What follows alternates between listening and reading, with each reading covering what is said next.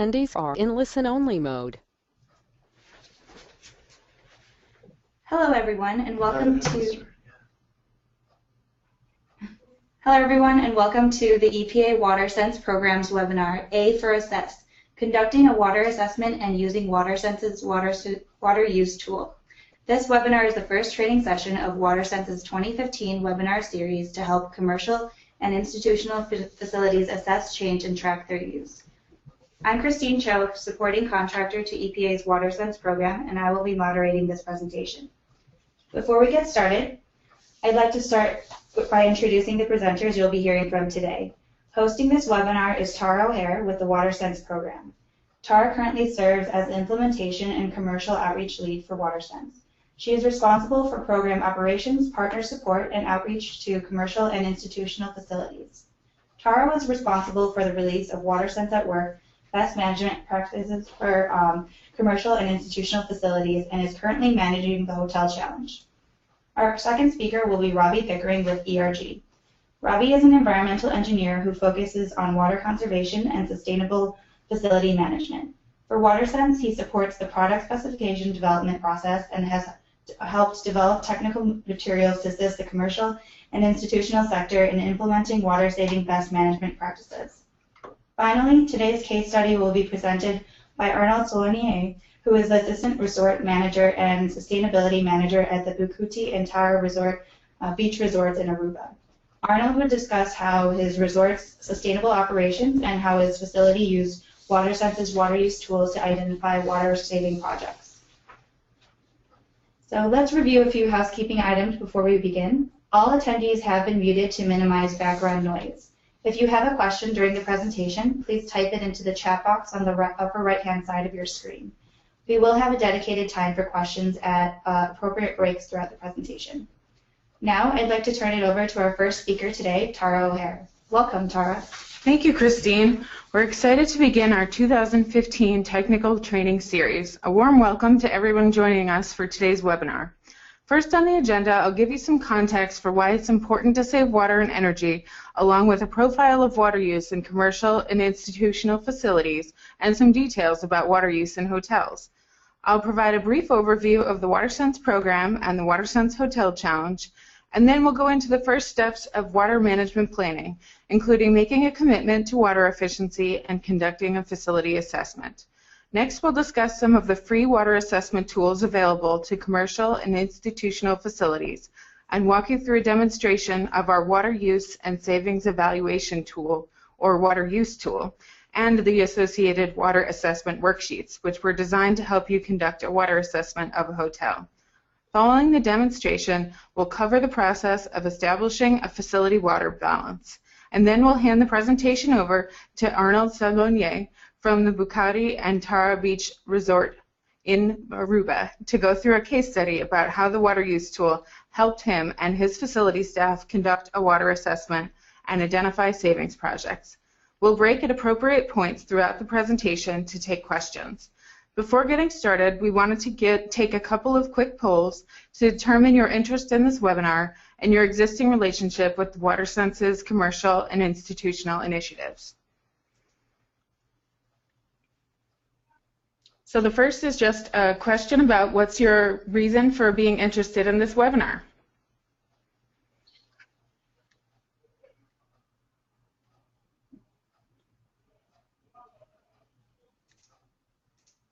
Thank you.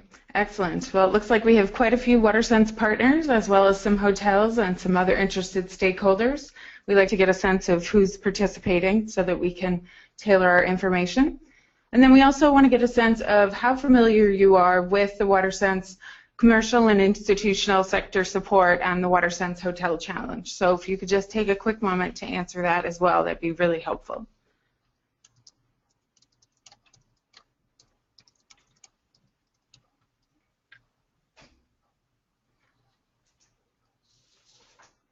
All right, thank you very much. It looks like we have quite a few that have been familiar with some of our general commercial materials and some of you that haven't, and that's great because we'll be talking about all of that today.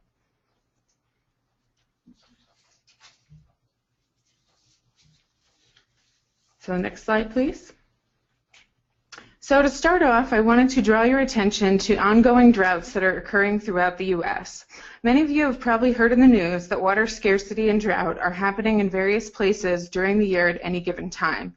These maps were taken from the drought.gov website, which is maintained by the National Drought Mitigation Center and are updated every week. As you can see from these maps, the darker colors indicate an area where there is a stronger or more dire drought conditions. Right now, obviously, the area that's in the headlines with the worst drought is California, but the earlier maps show that the drought has hit several areas of the United States in years past. These droughts and water shortages are now a reality rather than an exception, especially as climate change increases the uncertainty of weather events and the risks of water shortages.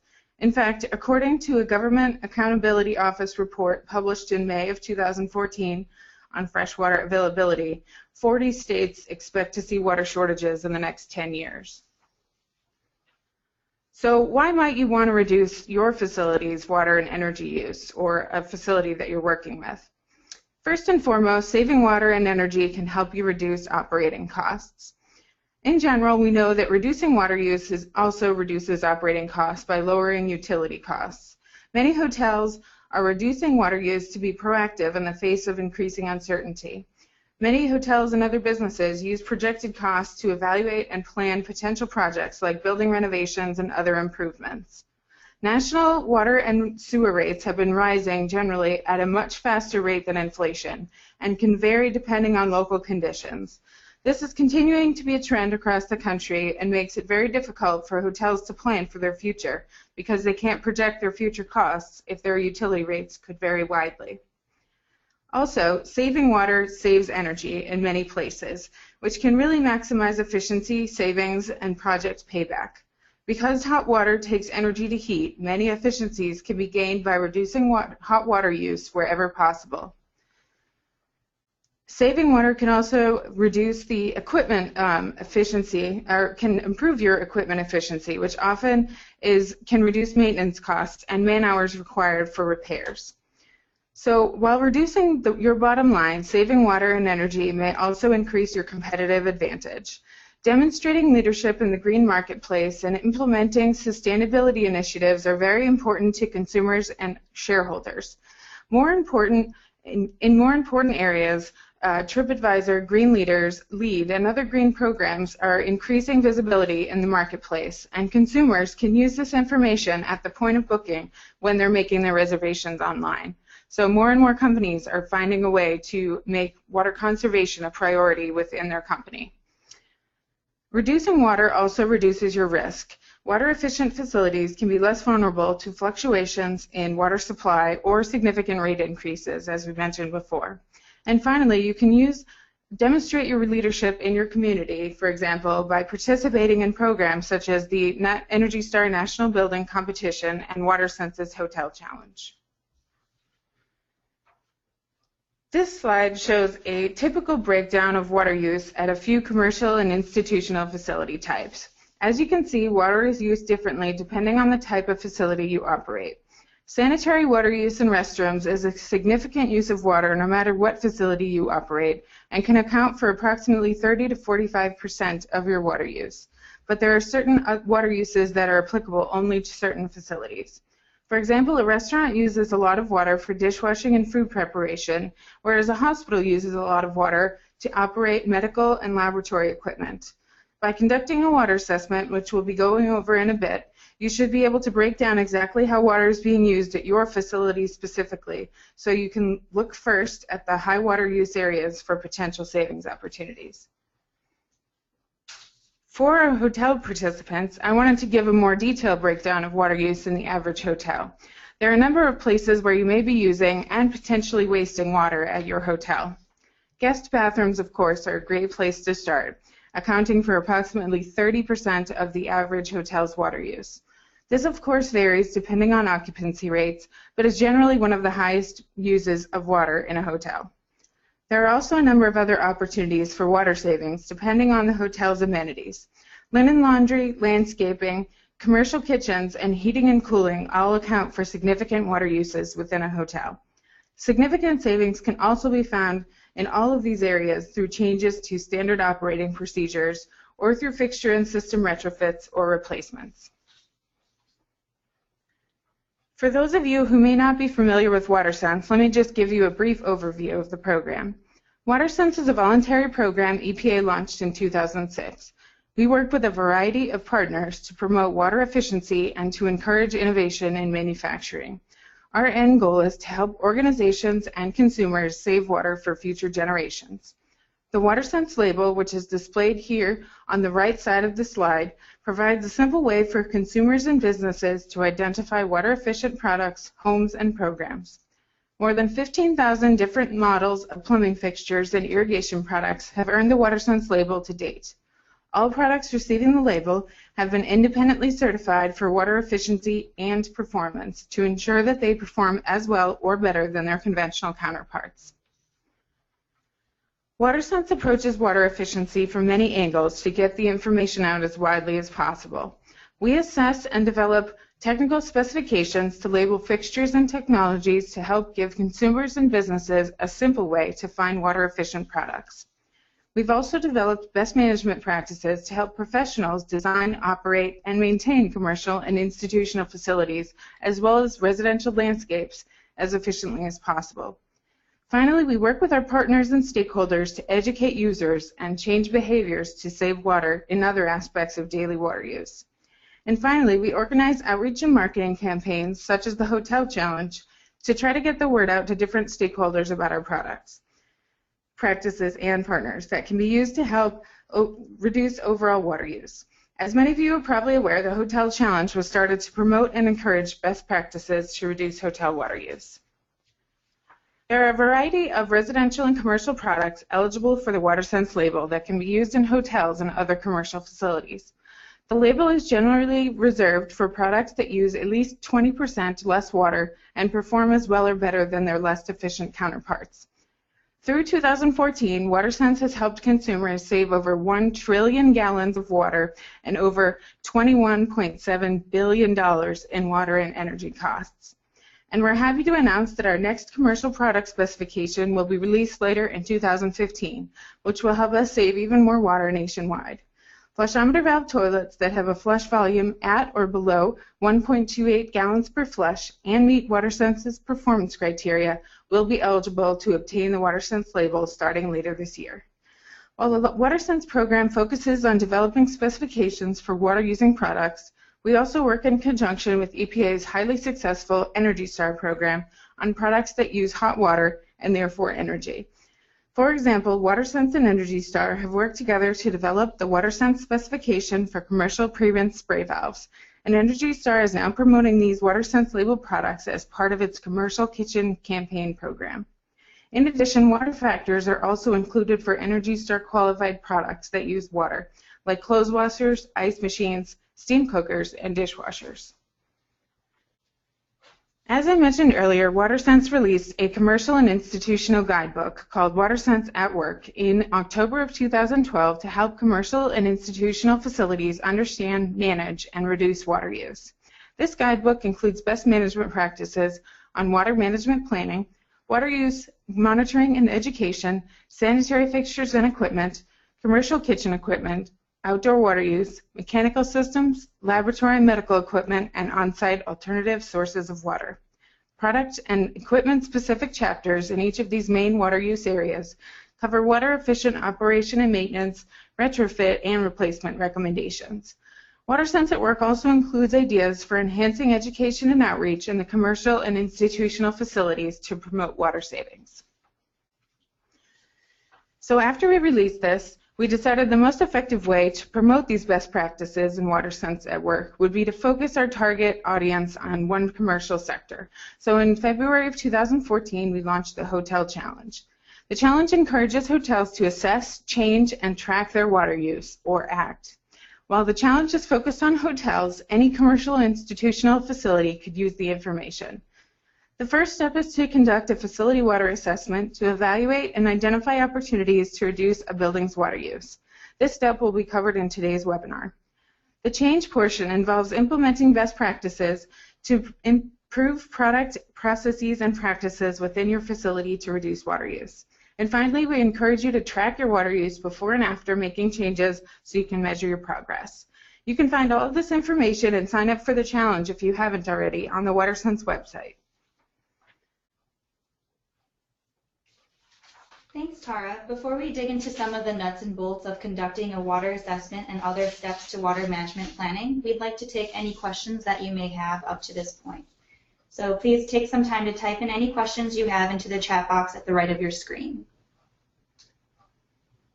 We did have one question come in. When will soil moisture sensors be WaterSense labeled? So a notice of intent was released for the soil moisture sensor. The intent to draft a specification for those products. There's currently some round-robin testing, I believe, going on that'll provide the necessary research and understanding of those products to move forward with that draft specification. So I think it's probably a little ways out, but it's definitely ongoing and in development. How long will the hotel challenge take place?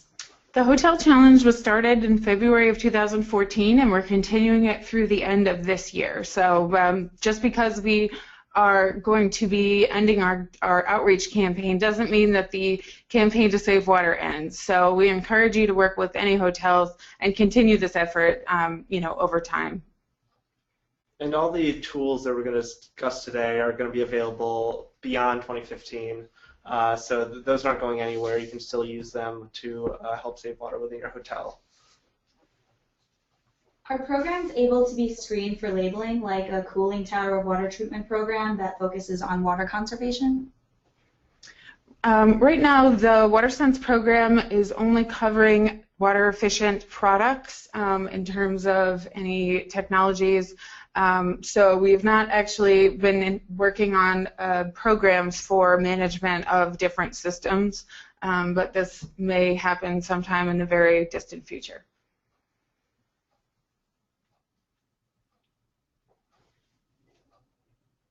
We had a couple of people ask if the presentation will be available to participants following this webinar. Yes, the presentation will be available in about 2 or 3 weeks online, and we will have that available and let everybody know via email. So we have another one that's asking that someone is interested in the WaterSmart Landscapes brochure, and can you get them? Yes, the Landscapes brochure is available online, and we do have a few copies in-house, so contact our helpline if you want physical copies.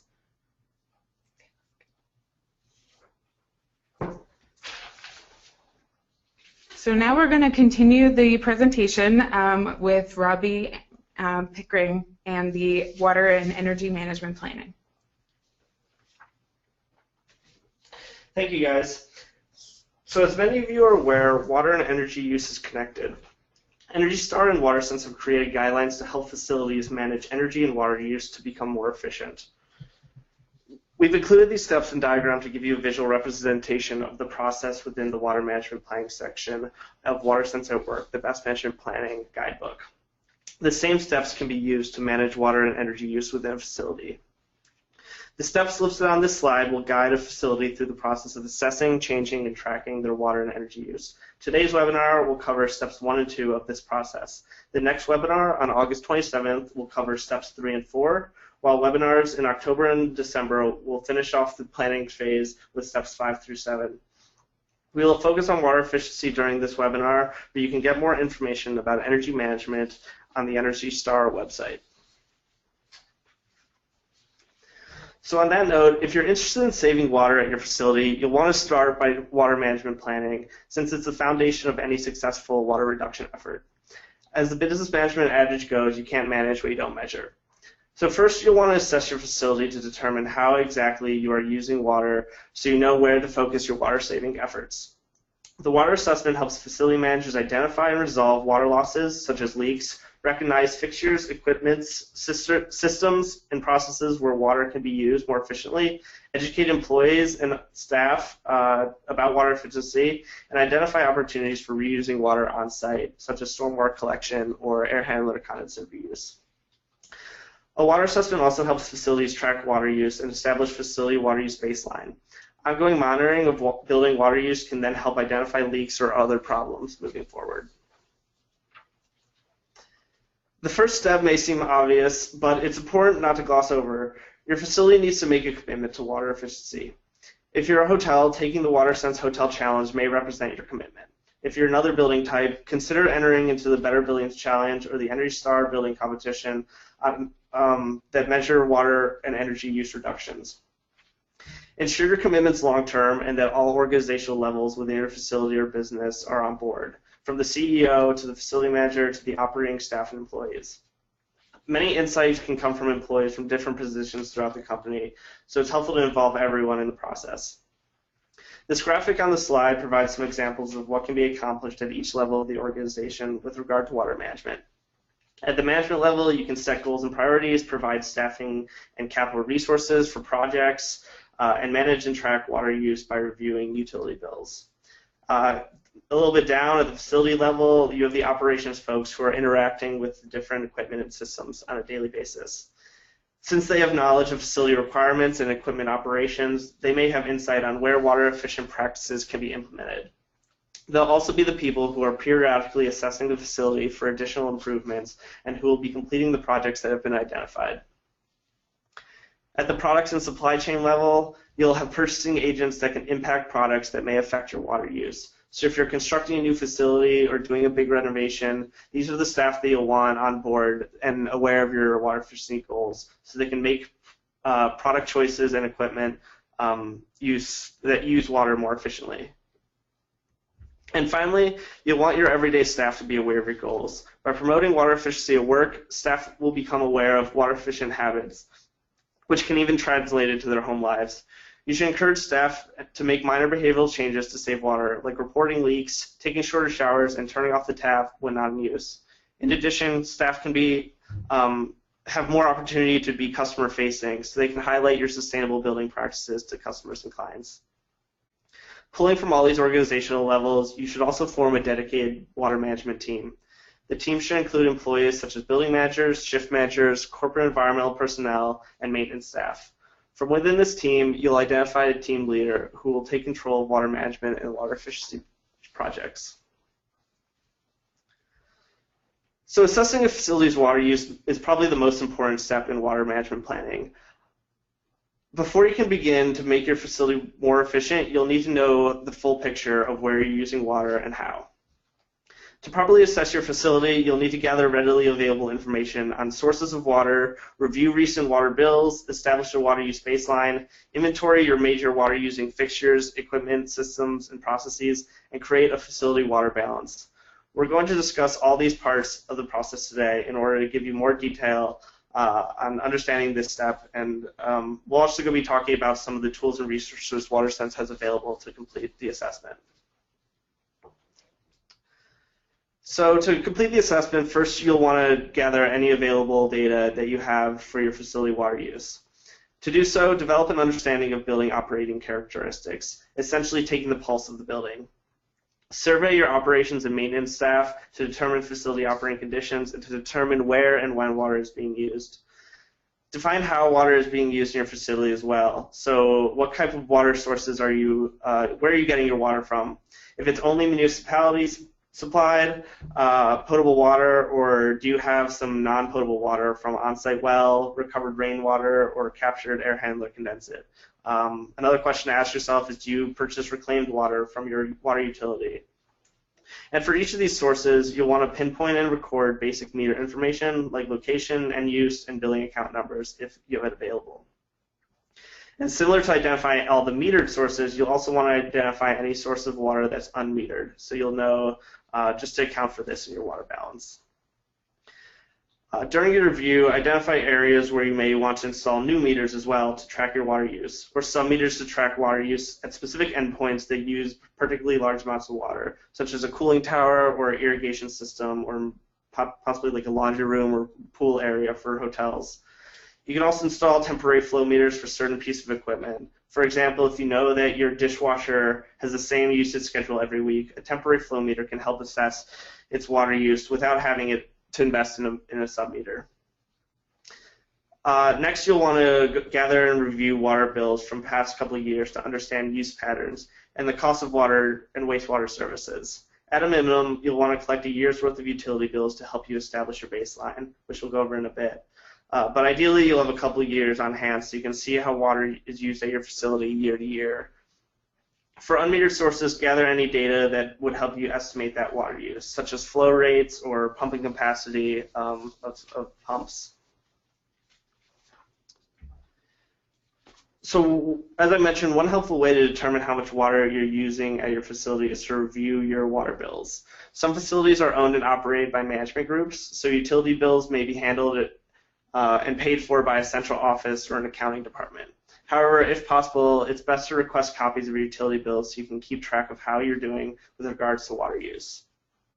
On this slide, we present a sample water utility bill. When looking at water bills, there's a few key points that you'll want to look for.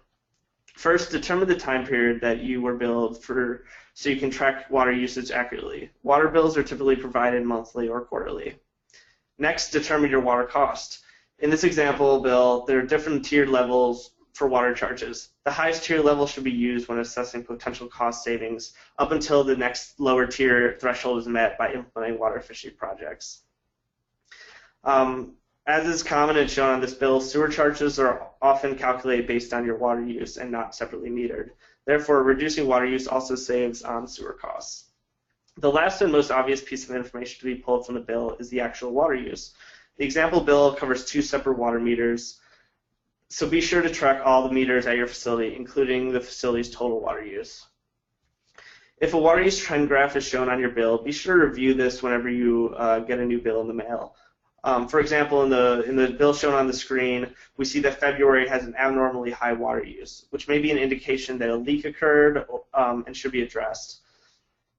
If water use trend is not provided, you should consider graphing this information for your water bills on your own and to analyze your water use trends.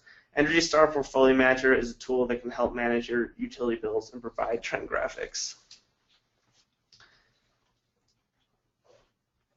So using your water bills, meter readings, and other information you've gathered, you'll be able to establish your water use baseline. To establish a baseline, choose a year's worth of bills that are representative of the facility's typical operation.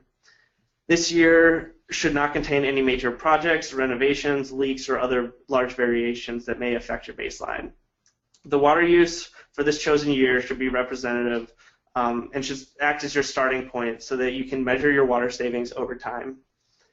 If you don't have access to a year's worth of utility bills, you can calculate your water use baseline by adding the total estimated annual water use for each piece of equipment or system to determine the total annual water use of the sources combined.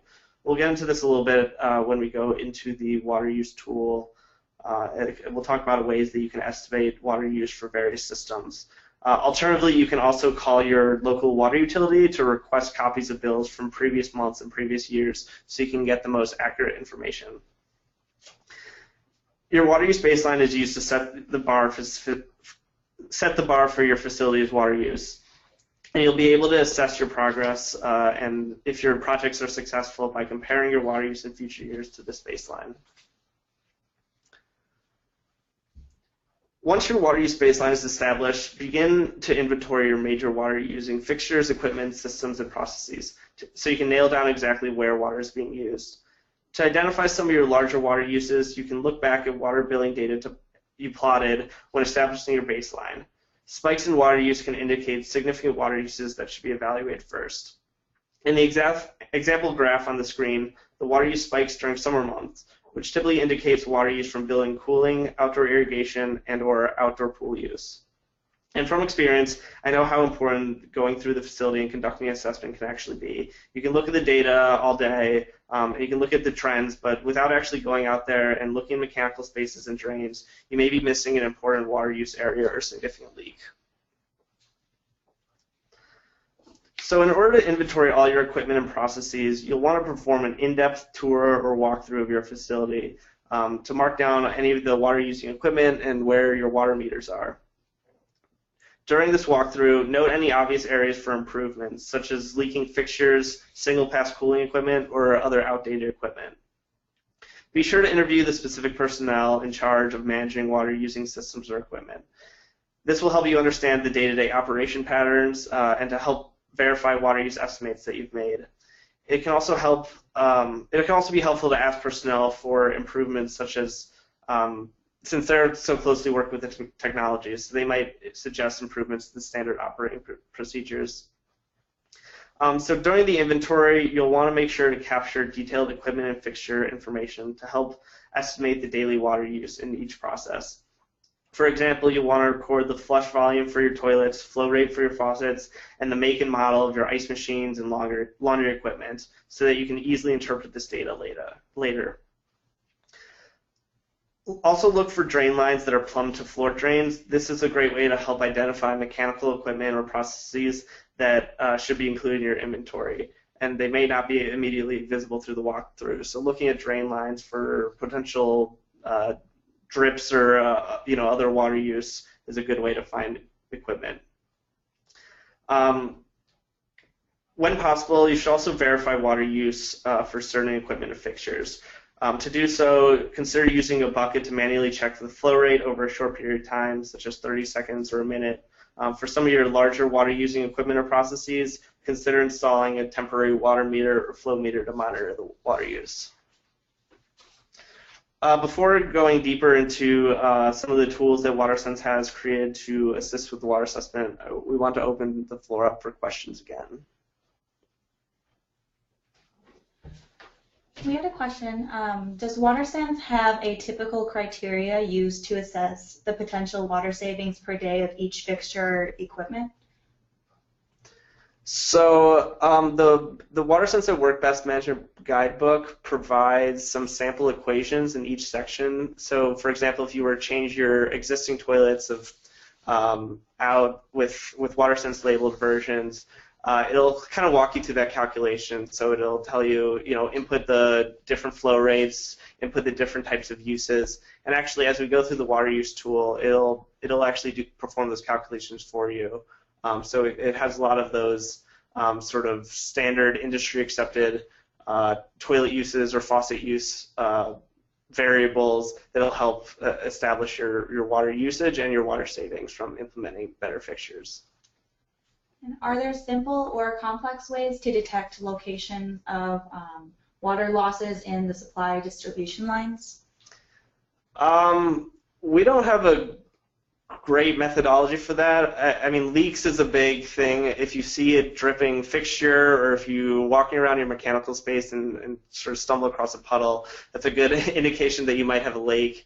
Similar for irrigation systems, if you're walking around your grounds and there's certain puddling or sort of water, too much water where you don't expect it to be, that might be an indication that there's a leak in your irrigation distribution line. So those are some examples of ways that you might be able to identify leaks.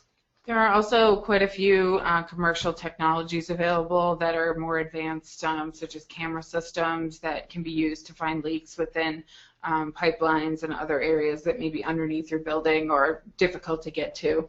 That's not something that WaterSense generally focuses in, but it's definitely something that can help you if you're finding that there's a significant water that's not accounted for in your facility.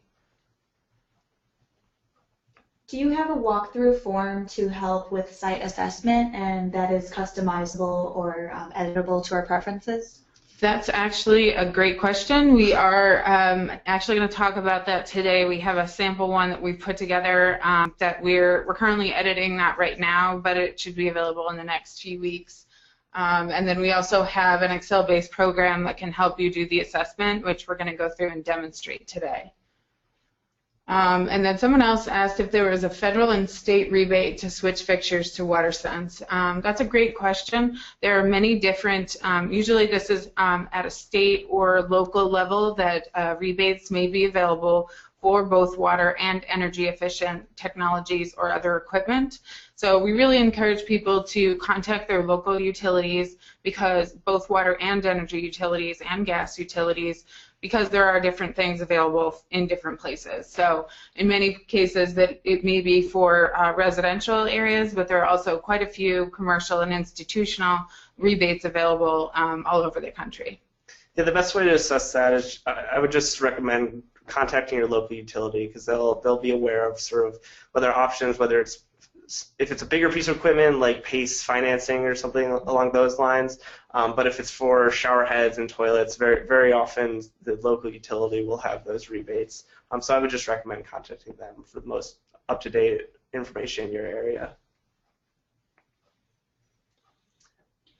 And we just had a question about if there's a computer program that lists and tracks items to assess, and are there simple calculators that help track flow rates and that sort of thing.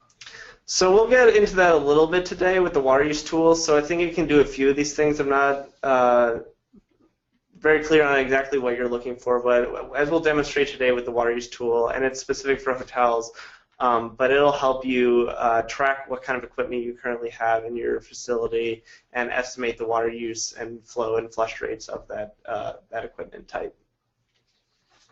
So one thing that we forgot to mention that there is a national database of energy efficiency rebates. It's called Desire, which I believe is spelled D-I-R-S-E. You can Google it, but it actually provides all of it's basically a database of all of the energy efficiency rebates across the country. We unfortunately don't have that for water right now, but that's why we encourage you to contact your local utilities. And someone asked if we were going to discuss the reuse of gray water during this presentation. We don't have that as a current part of our presentation, but it is one of the sections in the WaterSense at Work Best Management Practices under the on-site alternative sources of water. The reuse of gray water is definitely more difficult and complicated, so we're kind of focusing on the more simple things first, and then we'll get into the more complicated ones. But I encourage you to take a look at the best management practices that can give you some more information. And we'll touch on alternative sources of water a little bit in the C for Change training that's going to occur in the October timeframe. So definitely tune in for that. We'll be going through a lot of the best management practices, which include looking at potential gray water systems. I think we're going to move on to the WaterSense technical tools now. So WaterSense has developed many technical tools and resources to help with each of these steps. Today we will discuss the assessment tools. Additional webinars throughout the rest of the year will cover some of the other lists under the change and track categories. If you see on the screen, you'll see we have the 3 steps of our program to assess, change, and track water use. So the tools listed provide a little background. I'll touch on the WaterSense Simple Water Efficiency Opportunities Checklist in a moment. This document will be posted to the WaterSense website in the next couple of weeks. WaterSense also developed the Water Use and Savings Evaluation Tool, or the WaterUSE Tool, and associated water assessment worksheets to help facility managers identify and evaluate water use throughout their facility. So this sort of touches on some of the questions we had, and it should help you walk through and do an assessment of a hotel and identify potential best management practices and products to save water and energy. To specifically help C&I facilities make changes to the areas identified during their water assessment, WaterSense developed the WaterSense at Work Best Management Practices, a series of technical webinars, case studies, and some other resources that will also be posted to the website soon. To track progress before and after you're making your changes, WaterSense recommends using Energy Star Portfolio Manager tool or another utility management tool to help facilities understand how they are using water and ensure they're using water over time. If you work for a larger corporation and some of them have their own utility tracking softwares, so by no means do you have to switch over to the Energy Star Portfolio Manager. We just encourage all of your utilities to be tracked somewhere so you can keep a pulse on how your facility is doing. So WaterSense is developing a simple water efficiency opportunities checklist that can be used to quickly identify and target projects and best management practices that a facility may be interested in to save water and energy and utility costs. Anyone or any C&I facility can use this simple assessment checklist to walk through and quickly mark which BMPs have been implemented and which should be evaluated for future projects. Each project or practice refers directly to a corresponding section within the WaterSense at Work guidebook, so users can learn more about that opportunity once they've decided that that's something they'd like to pursue. This is a preview of the checklist, which will be available on the website in the coming weeks. Now I'm going to provide a short background about how the WaterUSE tool and water assessment worksheets can be used. We'll kind of get into the demonstration shortly, but just to provide a little background. The water assessment worksheets can be used to conduct a simple water assessment or walkthrough of your hotel. The worksheets guide the user through each part of a facility assessment and will help capture information about water using fixtures and equipment needed to populate the WaterUSE tool and provide instructions and guidance about fields in the tool. The right side of this slide is an outline of the topics covered in the worksheets. Each section of the worksheets has a corresponding tab in the WaterUSE tool. The first worksheet covers general facility information. This worksheet is required to be filled out for users to use the WaterUSE tool. The second worksheet can assist you in collecting water meter and billing data for a hotel. This metering tab can be used with Portfolio Manager to track water use over time. The data from the metering tab can then be uploaded into Portfolio Manager directly using their uploader tool. And the remaining 9 worksheets cover various areas of water use within a hotel, including guest rooms, public restrooms, guest ice machines and laundry machines, hotel linen laundry, commercial kitchens, commercial dishwashers, HVAC and mechanical systems, irrigation, and pools and spas. So armed with the information gathered on the worksheets, hotels can then input their facility-specific data into the WaterUSE tool. This tool is an Excel-based file. The tool estimates water use from each end-use area and suggests specific best management practices to reduce water and energy and suggest potential water-efficient fixtures and equipment retrofit and replacement projects. The tool can be customized to change the number and cost of potential replacement fixtures, as well as other facility-specific information needed to provide the most accurate estimate of water, energy, and cost savings possible. The tool will also calculate an estimated payback period to be used in your management's decision-making. Hotels can use this to prioritize the recommended projects and best management practices to develop a water efficiency action plan. And then updated versions of the WaterUSE tool and water assessment worksheets are available on our website today. If you'd like to be notified when future versions are available, you can contact our helpline.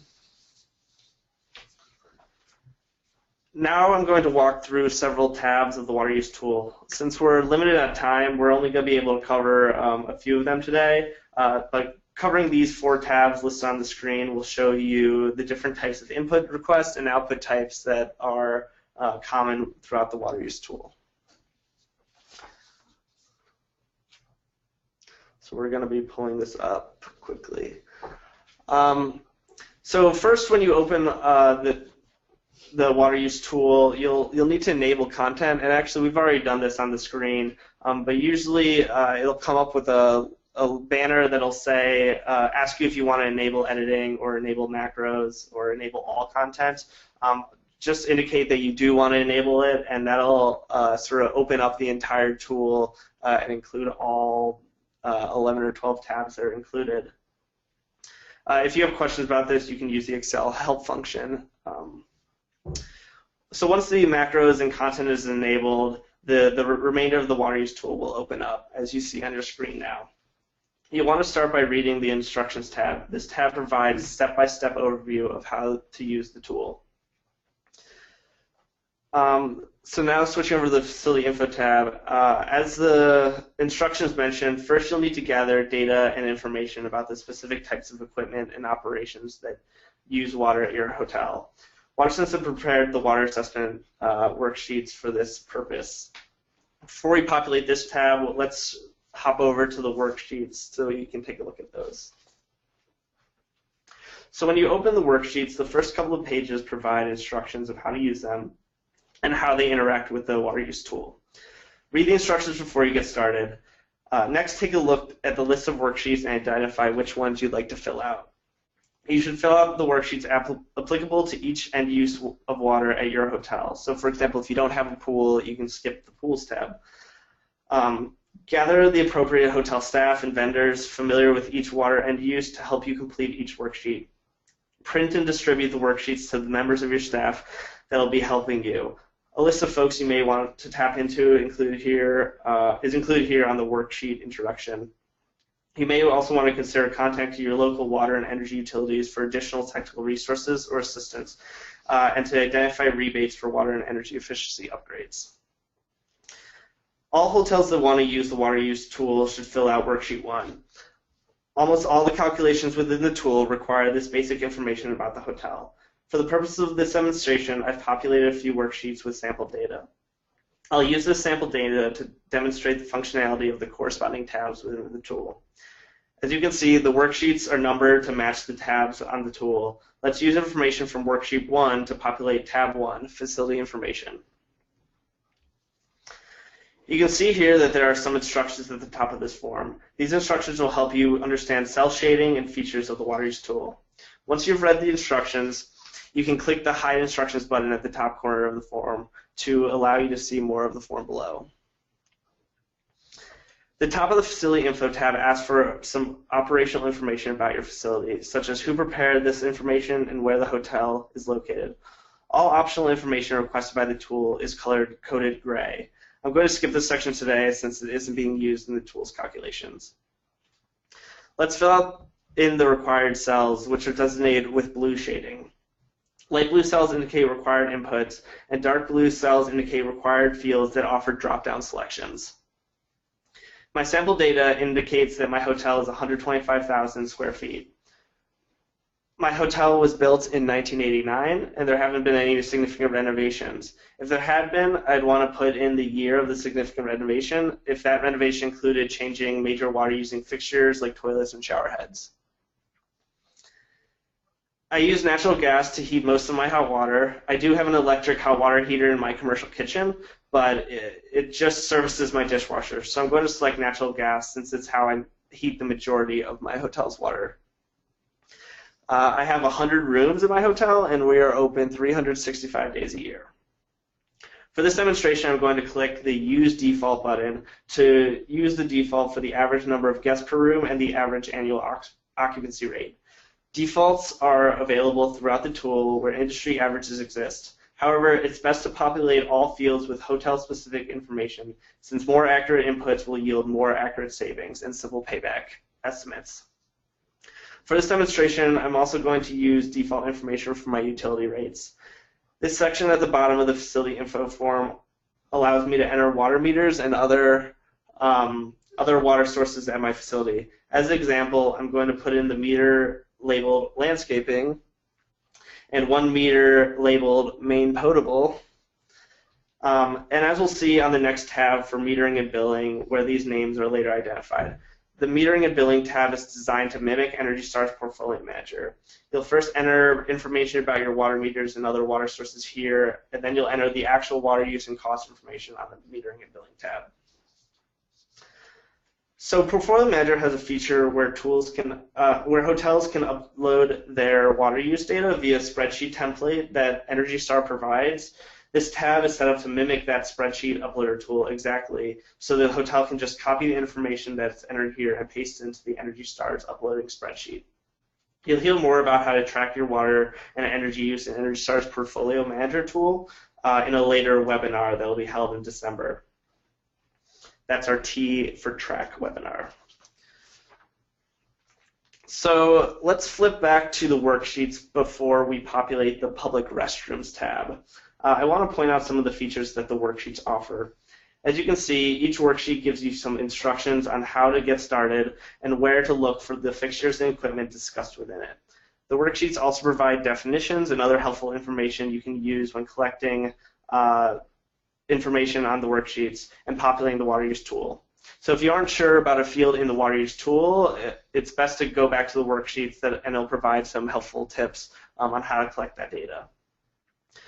There's also some O&M tips that are sort of sprinkled out throughout the worksheets that can help with just general O&M tips for identifying leaks and fixing leaks and things like that. So on this worksheet, you can see there's definitions for the types of toilets you may find in your facility and some instructions on how to calculate the effective flush volume for dual flush toilets. There's also an O&M tip that I kind of just mentioned on the toilets in this section. At the end of each worksheet, there's also space for you to write notes about malfunctioning equipment, leaks, and operational improvements. As you see, I've noted that there's a running toilet in the women's restroom on the second floor and a leaky faucet in Suite 200.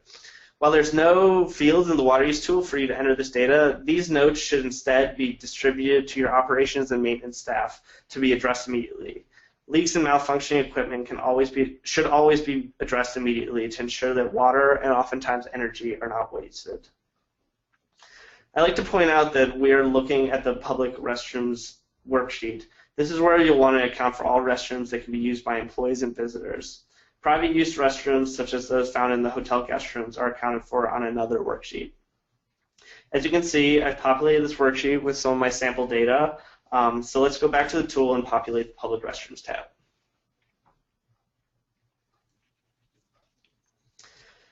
So I'm going to go ahead and hide my instructions so you can see more of the data entry screen. Next to the Hide Instructions button, you'll find a Reset Form button. You can use this button if you want to clear the entire form and start over for any reason. The first question asks me how many full-time equivalent employees I have in my hotel. This should take into consideration both full-time and part-time employees. To account for part-time employees, use a decimal factor to indicate their workload, assuming a 40-hour work week. So for example, a worker working 20 hours a week should be counted as 0.5 of a full-time equivalent. For this cell, I'm going to say I have 50 full-time equivalent employees. The next question accounts for any visitors you have to your facility. I want to show you a feature of this tool in a few minutes, so we're going to leave this one blank and come back to it. I'll now populate my sample data for toilets, urinals, faucets, and shower heads. I have 15 flush armor valve toilets flushing at 3.5 gallons per flush. These are the original fixtures that were installed when my hotel was built in 1989. You'll see when I click on the cell in the existing flush volume column, a hover box pops up. These hover boxes are included throughout the tool and provide definitions and more information about some of the data entry fields.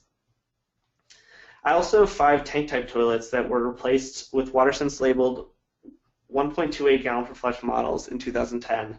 So I'll enter those before we move to urinals. So now I have 6 urinals, all of which flushed at 1.0 gallons per flush. And then in my public restroom spaces, I have 20 lavatory faucets flowing at 2.2 gallons per minute. And then finally, I have 6 shower heads available for employees to use and in my fitness area. To show you another feature of the tool, I'm going to pretend I don't know the flow rate of my shower head. I'm going to hit the Use Default button. The default value will populate a flow rate based on the year of construction or major renovation that you keyed in on the Facilities tab. So now I'm going to go and click Show My Results. So as you can see, this is what I mentioned earlier, that we get an error telling us that we didn't answer one of the questions. These error boxes are included throughout the tool to point out when you may be missing necessary information to complete the calculations. So I'll go back up to the question that I skipped and enter that I have 25 daily visitors. This number is likely to change daily and might be hard to pin down, but we're just looking for an overall estimate. So we'll put down 25, and then we'll click Show My Results again. And as you see, my results appear. The results table are color-coded in purple. The first section under Results on all tabs provide an estimate of your current water use for each water end use included on the tab. So as you can see, we have various water uses for the different types of toilets, urinals, faucets, and shower heads, and this is on an annual basis.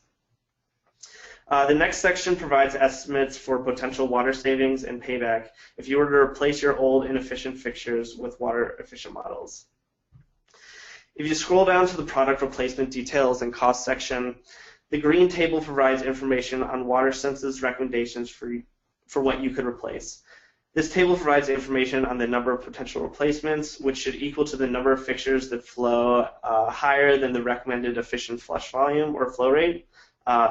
It includes the said flush volume or flow rate, and then the potential costs and cost of the new fixture. You can update this table by entering the number of fixtures that you plan to replace rather than the recommended ones, if that's different than the potential. The actual flush volume or flow rate of the product you intend to install. So we include the defaults for WaterSense products, but for example, if you want to install a 1.75 gallon per minute shower head instead of a 2.0 gallon per minute shower head, it allows you to change that. It also allows you to include the actual product cost information and any rebate that you may be getting from your water energy utility to help offset the product cost. For this example, I'll update the shower heads row with some of my project-specific information. As I update the green table, watch the shower heads row in the potential water savings and potential payback period table above. So I only want to replace 4 of my shower heads, but I'm going to replace them with models that flow at 1.5 gallon per minute instead of 2.0 gallons per minute.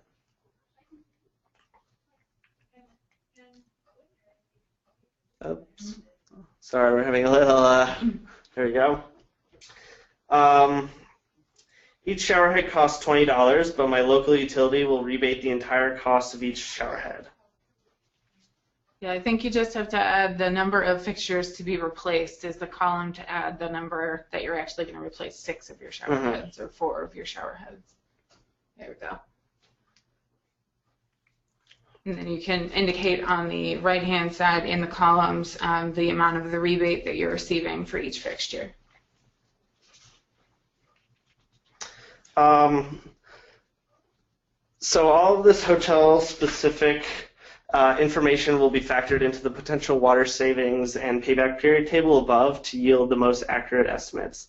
The table provides an estimated project costs, water savings, water cost savings, and energy cost savings, total annual cost savings, which accounts for all the utilities, and then the potential payback period for each set of fixture replacements.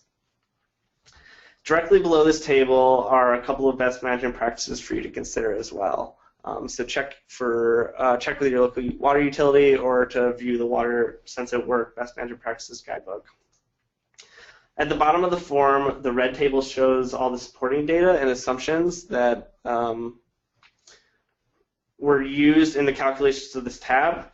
If you have more accurate facility or equipment-specific data or assumptions than the values provided, feel free to adjust the data to provide the more accurate recommendations and savings estimates.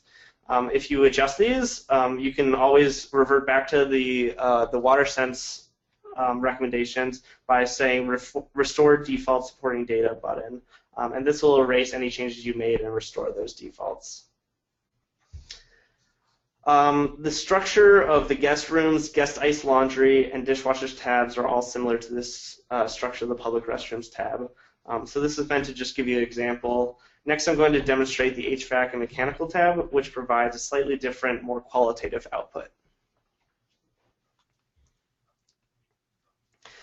So now we click over to the HVAC and mechanical tab. I want to show you this tab because the input requests are a little different than the others. This tab and the irrigation and pools and spas tabs guide you through a series of questions to generate the recommended best management practices. The corresponding worksheets guide you through the same set of questions. So if you gather data needed to fill out those worksheets, you should be in good shape. So let's walk through this tab using the data I collected for my sample hotel. I do have a cooling tower, and I actually have 2. So, and each is at about 150 tons. So I'll enter in a combined 300 tons for the cooling capacity, as the hover box indicates. I do not meter my makeup water that's added to my cooling tower, nor do I meter the cooling tower blowdown. But if I did, the tool would ask for the total gallons added to and discharged from the cooling tower each year. I control my blowdown manually based on my conductivity readings. I looked at my cooling tower water chemistry reports, and they do not list the cycles of concentration explicitly. I do treat the tower to control scale buildup. My makeup water has total dissolved solid concentration of 200 milligrams per liter, and I blow down water for the towers when the conductivity has reached 800 milligrams per liter. So based on those inputs, the tool estimates that I achieved 4 cycles of concentration. I do have a couple, now in the single pass cooling section, I have a couple of ice makers that use single pass cooling, but I've already accounted for those in a separate tab, as the notes will indicate. So I'm just going to input information about the refrigeration system and a point of use chiller that I have that both use single pass cooling. The refrigeration system flows at 1.5 gallons per minute. And this runs all day, every day, for the entire year.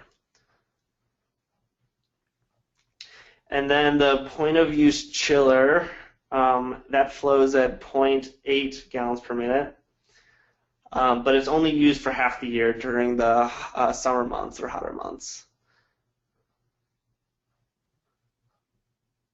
So I'm going to put 26 weeks instead of 52. And then the last question, it asked me if I have a steam boiler, and I don't, so for this demonstration, I'll select no.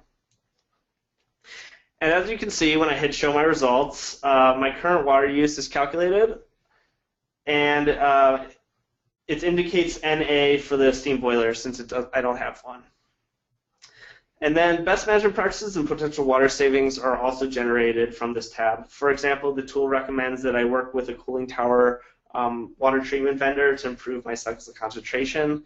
And it also provides an estimated water savings and cost savings by implementing this best management practice. Another BMP similarly recommends that I eliminate all single pass cooling from my facility. As always, I can adjust the supporting data and assumptions at the bottom of the tab that are included in the red table if I have better data available. So the last thing I want to show you before ending the WaterUSE Tool demonstration is the Summary tab at the front. The Summary tab congregates all the outputs from each individual tab so that you have all the recommended best management practices and potential replacement projects in one place. This is a benefit because you can show just this single tab to management to decide which projects they'd like to pursue, or be able to easily pull down all the recommended projects into your water management plan. The Summary tab will list not estimated for some projects if you haven't filled out the specific tabs, and it will also note if you didn't fill out a tab that provides some recommended BMPs. This can either help you see where you left off or help you note which water and uses aren't applicable to your facility. Before closing out of the tool, I also want to point out the Sources tab, which provides sourcing for all the data and assumptions that we've used in the tool. So this, if you're looking for more in the weeds information, this is a great place to look and provide some of the other resources that we use to establish our estimates and practices. And so that covers it for the demonstration. Again, we'd like to take a break for questions on the WaterUSE tool specifically. So please type your questions in the chat box and we'll address them. Is there a way to input performance of multiple fixtures, rooms or equipment remodeled over time, so many levels of equipment, because there are so many levels of equipment per performance? Yeah, so the way that the tool is set up, for example, you mentioned specific, let's say you have a hotel with 100 guest rooms and only 50 of them have been remodeled. The way that the tool is set up is you can enter in those different fixtures. So if half of them are WaterSense labeled and half of them aren't, the recommended project paybacks, recommended projects will see that and I'll only recommend that you replace those 50 remaining toilets within the other 50 guest rooms. So it kind of provides, I think, 4 or 5 different rows for you to input different flush rates for different types of fixtures or equipment. And how can we access this tool? When will it be available? So the tool is available right now on the WaterSense website. We'll provide the link to it on towards the end of the presentation. But if you just search WaterSense Hotel Challenge and go to the tools page, it'll make clear that it's there. And does EPA have default water use rates or rates of intensity for various types of end uses of water? Yeah, so we use sort of standardized EPA flow rates, flush rates, and as you mentioned, sort of clothes washers and dishwashers. We use what we count as standard products as the ones that will be replaced. And so we didn't really get into the commercial kitchens or the laundry tabs at all today, but as you go through, you'll see that depending on how you answer questions and depending what type of equipment you input, it'll actually account for that or not account for that depending on sort of input. So if you have some Energy Star clothes washers and some non-Energy Star clothes washers, they're only going to tell you to replace the non-Energy Star ones. And so the tool kind of accounts for all those differences in your inputs. So that sort of reiterates that it's important to input information that's specific to your facility because that's the best way to provide the project payback projects and different best management practices for your facility. And if you're looking for more detailed information on the data itself, we encourage you to look at the Sources tab that we mentioned at the very end. All of the assumptions and all of the calculations that we use are in that tab of the spreadsheet. And it's using most of the standard and use reports and other rate surveys that have been conducted that are publicly available. So if you need more information than that, you can try to contact us and we'll see what we have. But I encourage you to take a look there. And can data be uploaded and copy and pasted into the WaterUSE tool? Yeah, I don't see why not. It's sort of the way we've set up the metering and billing tab is so that it mirrors the uploader tool in Energy Star. If you're already keeping track of your utilities in Excel, feel free to enter them into the WaterUSE tool, but it's kind of up to you how you want to keep track of that, whether you want to retain it in your form or if you want to then pull it into the Portfolio Manager.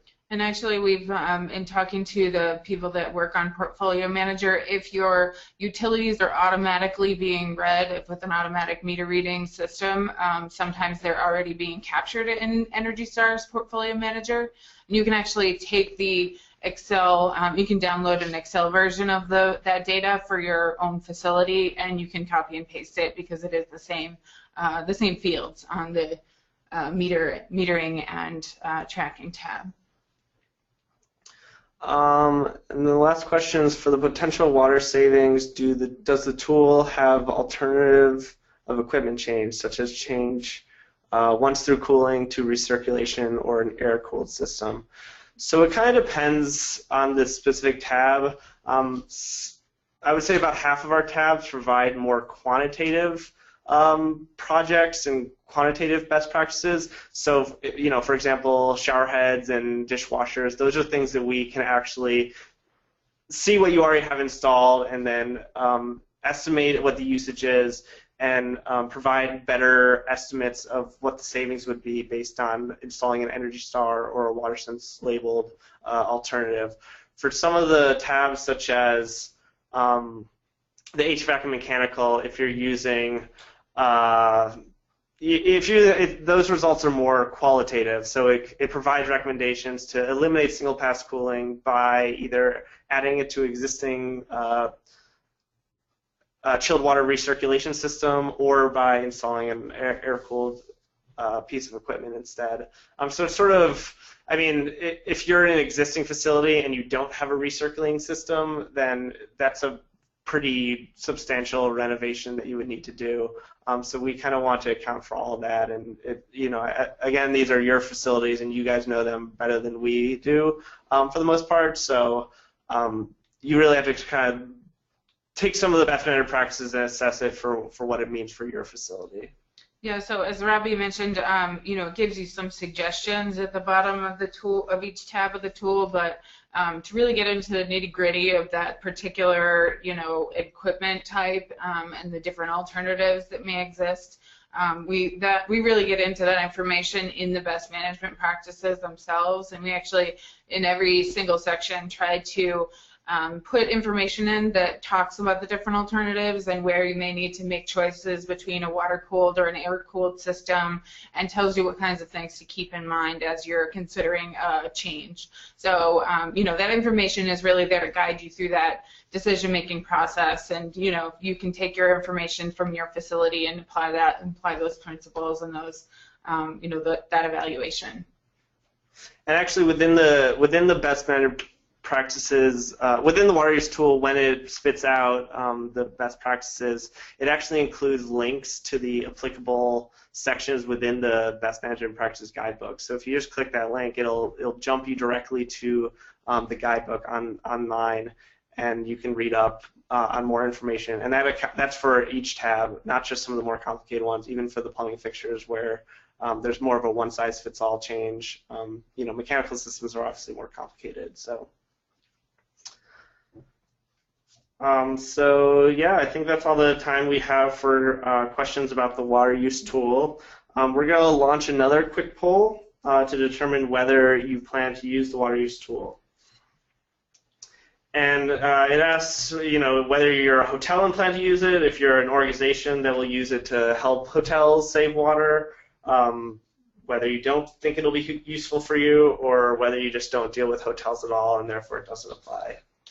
And we'll actually get into, we've had a couple of questions about other tools that are broadly applicable to all commercial buildings. While this tab, the terminology is specific to hotels in these tabs, a lot of the information is applicable for all types of commercial buildings. So you can just, where it says guest rooms, obviously you could apply that to private restrooms within your facility. Or we have some other tools that we're going to, reference at the end of the presentation from some of our partners who have developed some things that may be useful more broadly.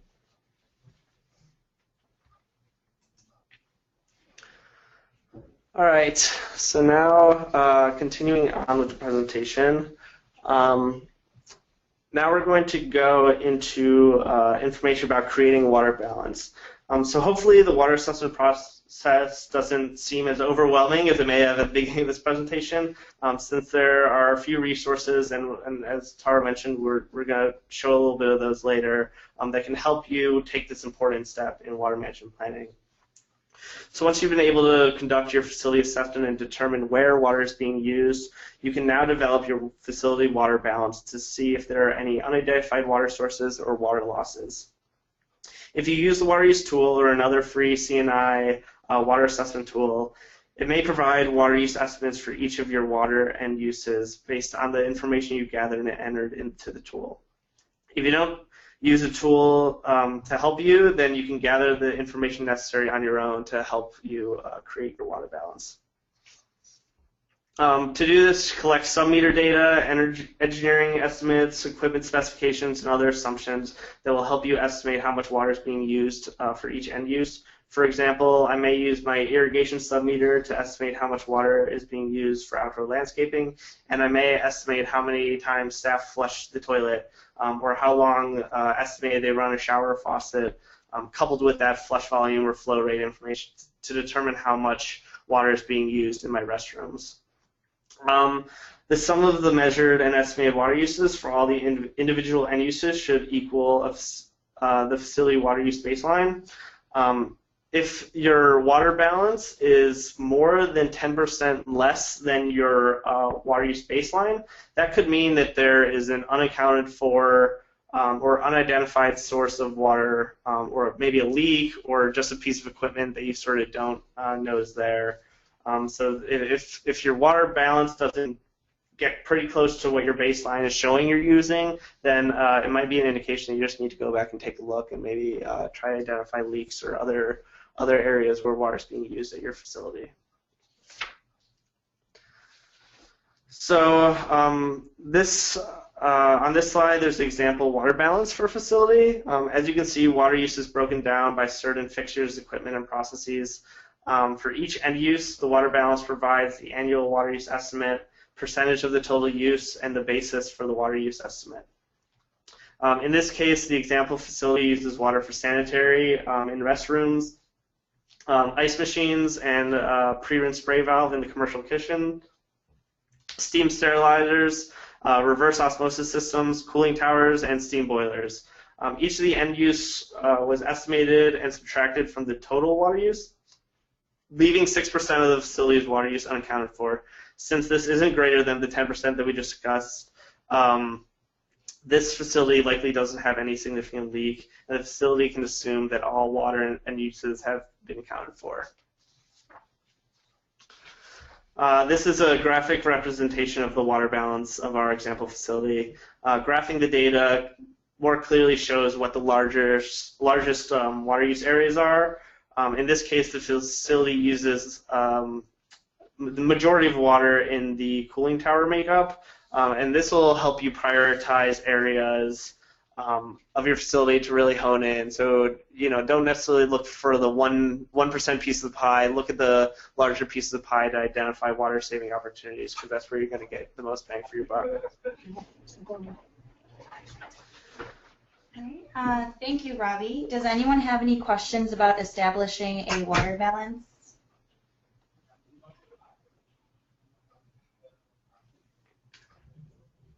All right, and seeing that there are no more questions, I'd like to invite Arnold Solignier from the Bukuti and Tara Beach Resorts in Aruba to go through a case study about how the WaterUSE tool helped him and his facility staff conduct a water assessment and identify savings projects. Hello, good afternoon, everybody. So just in short, I'm Arnold Solignier. I'm the Sustainability and Certifications Manager at the Bukuti Beach Resort on the small island of Aruba. Those of you who don't know, Aruba is a small island, population of about 100,000, located in the Caribbean. We're close to the coast of Venezuela. So a little bit about our resort itself. We have 104 guest rooms and suites. We do have 2 restaurants on the premises. One of them being a beachfront restaurant. We have an outdoor infinity pool, on-site laundry equipment for our internal laundry use, but also separate laundry site for our guests to use. And that's what says there's no self-serve laundry facilities. Next slide, please. Okay, so a little bit more about our resort. We are an environmentally friendly resort. We have been doing sustainable practices for over 20 years. Some of the certifications that we have received over the years are Green Globe 21, ISO 14001, which is a sustainability certification, ISO 9001 for quality standards, Treble Gold for sustainability. And we are currently undergoing our LEED certification for existing buildings. Hopefully we will achieve that within a month or two from now. Next slide, please. Okay, so because of our sustainability efforts, these are some of the recent, eco awards that we have received. In December, our owner was named the Green Hotelier of the Year. We also have received awards from Green Globe for high achievement. We've been featured in National Geographic Traveler magazines as best to stay for eco-sustainability. Other awards that we have received recently as well, we've received a lot of accolades from TripAdvisor, some of them being the #1 hotel in the Caribbean, #1 hotel for service in the world, top 25 for romance, so on and so forth. As you can see, there are several other ones that we've received dating back all the way to 1999. Next slide, please. All right, so here you see listed some of the significant water uses that we have here on our property. As you can see, the biggest contributor to our water use is our guests. So we have about 630,000 gallons of water a month that is being consumed by our guests. Laundry equipment, about 120,000 gallons a month. The kitchens on the resort, about 77,000 gallons a month. And our pool, about 6,600 gallons a month. Now, as I mentioned, we are a small boutique hotel, only 104 rooms, and you see these numbers are quite large. Well, so reason being is, we are on a small Caribbean island, and our weather is summer all year long. So our evapotranspiration rate is a little bit above higher than the average country, which is the reason that we have such high consumption levels. Next slide, please. Okay, so the assessment itself was conducted by me. I did not do it on my own. I did take charge or take the lead for this tool. I needed all the help I can get from my department heads. A couple of key roles or key players that helped me get the information needed was, of course, my executive housekeeper, who was able to provide detailed information of our laundry usages, how many loads a day, the types of machines that we have, and then also of our chief of maintenance, who is responsible for keeping track of all of our utility consumptions.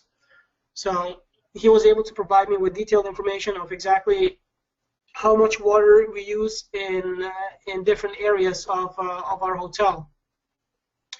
The assessment itself took about a week's time. The reason that it took about a week or 6 days more or less is the gathering of information.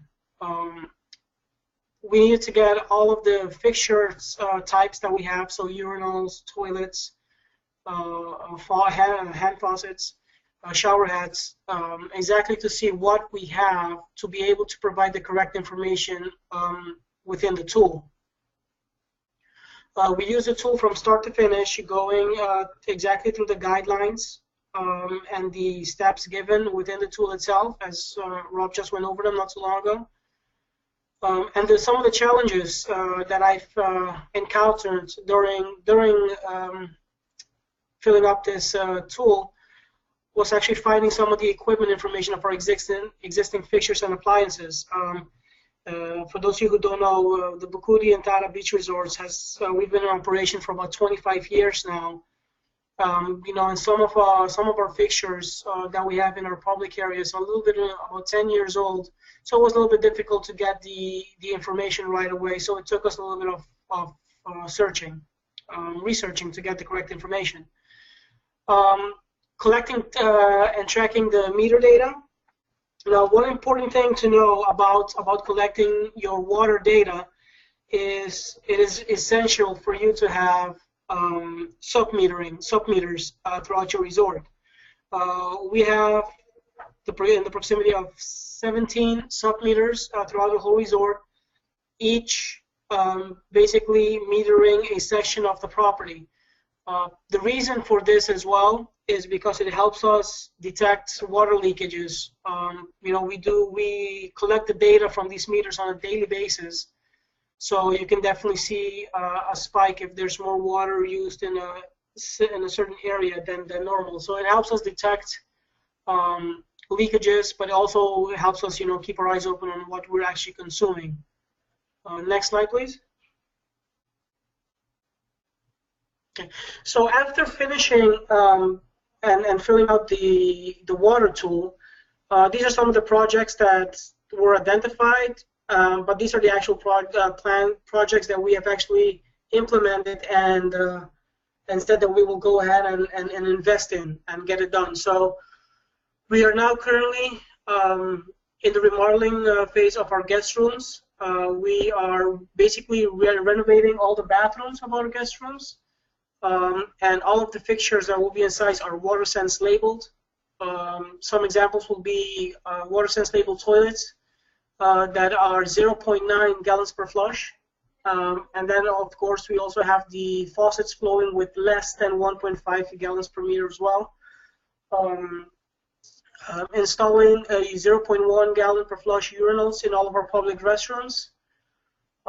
We have identified that our laundry facilities, we use quite a bit of water in that area, being a hotel, it's difficult to restrict water access to a guest. So we have to target other areas that we can. So one of these areas was, of course, our laundry facilities.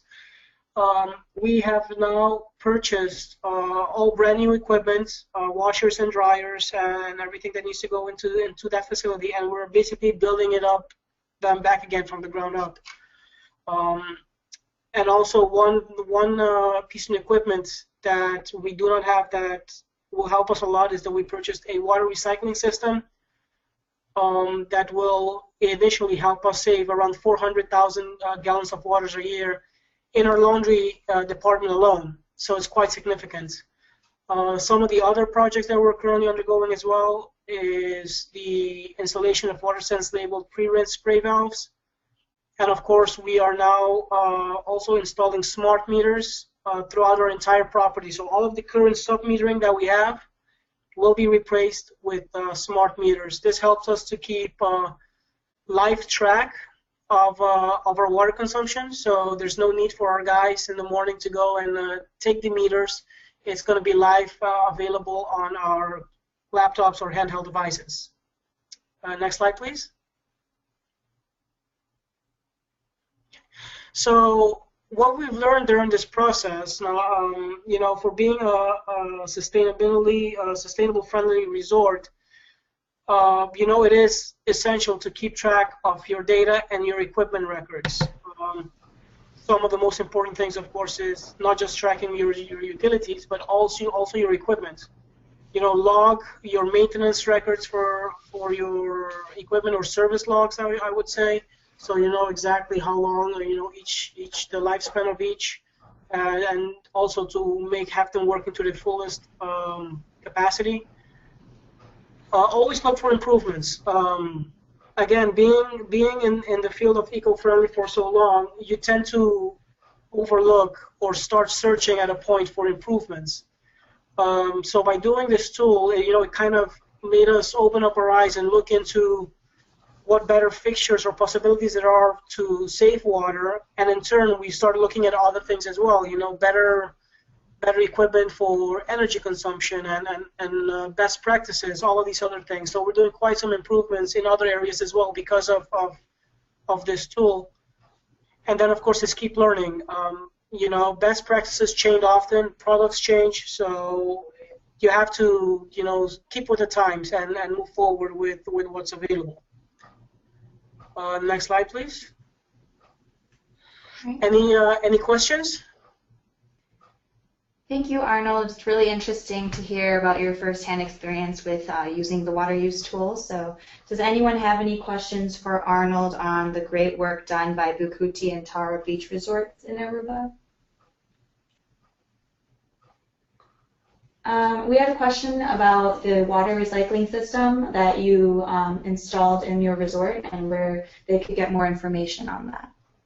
Yes, let me get the documentation. The water recycling equipment is actually it's from a company from within the States. It's called Aqua Recycle. If I'm not mistaken, they're based in Las Vegas. I'm not sure. But the company is called Aqua Recycle. They have their system is very unique, and it ranges from small, mid-size to large to fit your business. I would highly recommend it.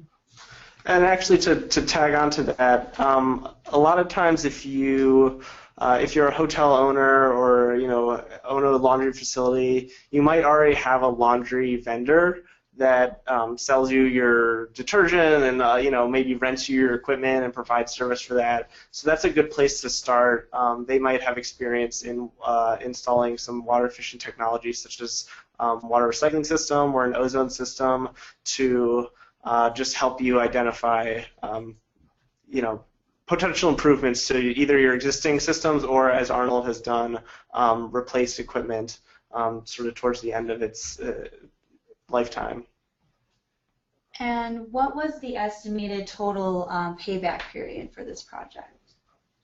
Well, for our whole laundry, which we're basically redoing from the ground up, with the help of the aqua recycling system, again, saving 400,000 gallons of water a year. You have to keep in mind that on Aruba, since we're such a small island, we don't have water shortages, but we do have a very advanced water treatment plant. We basically get water from our ocean, and it goes through a desalination process, which makes water on the island abundant, but very, very expensive. Here on the island, a 35 cubic feet of water, or 1 cubic meter, will cost us about $5.43. So if you multiply that by $400,000 or 400,000 gallons of water, the savings is astronomical. So our return on investment, with help of the aqua recycle system, is about 5.2 years. Wow, 5.2 years is really good for something that's that, that's such a big project. And you're totally right that, while it seems like water isn't super important as much as energy is in some areas, it actually is a big, big cost. And whether that cost is, like you said, it may be in shortages, or it may be a cost, that the water is very expensive. I mean, those are all things to take into account when you're looking at the system. So, that's a really great example. Someone else is asking, are your wastewater costs high in Aruba, or is it just the water costs that are really high? Our water cost is what's really high. Our wastewater is actually, it goes straight to government lines. And the government does have a treatment plant for our black water or wastewater. However, I do not have the exact figures of that available, but what we pay for that is basically included in our taxes on the island already. Okay, that's very great. I mean, we've been hearing anecdotal stories from Puerto Rico as well, where their water rates are increasing by 40% or higher, actually. So, that's a really great information, good example. Someone else is asking how you handle your lint buildup in your laundry facility. I think that's more of a drier air energy efficiency question, but is there a special way that you handle the lint that builds up in your laundry, or is that just already built into the system?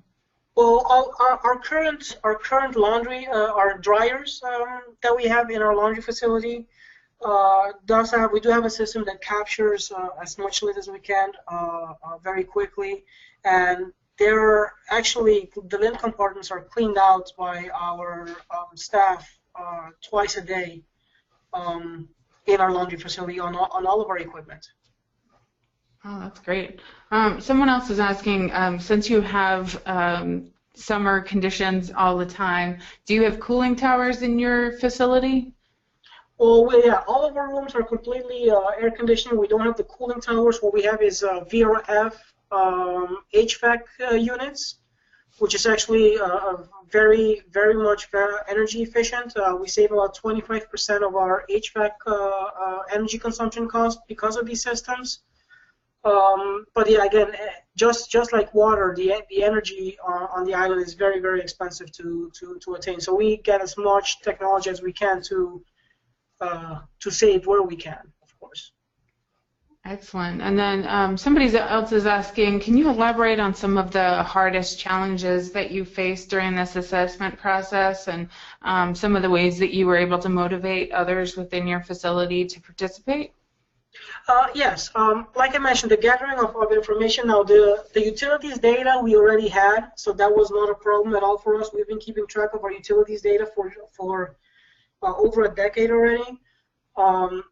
It was just getting the information of some of our fixtures. Some of our areas are a little bit older than the others, so that's why I said it was very important to keep track, or to keep a record of the equipment that you have installed on your property. What we always do to have our staff buy in to what it is that we're doing for our sustainability efforts is that we always show them figures. We tell them this is what it's actually costing the hotel in water or in energy, and then we show them after we've installed a certain equipment we show them, or after we have implemented new practices, we show them, because of your practices, this is the difference. And we actually show them the amount or the percentage that it dropped, and we let them see what that translates to into dollar sign as well. Because we believe very highly that if somebody doesn't understand what they're doing, they will not care to do it. So by showing these figures, you're actually showing them that they are making a difference. And I'm happy to say that because of it, a lot of our staff are taking what they learn here at the resort and implementing the practices at their homes as well. So it's all of a matter of being straightforward and honest with your staff and showing them the result, the results and the benefits.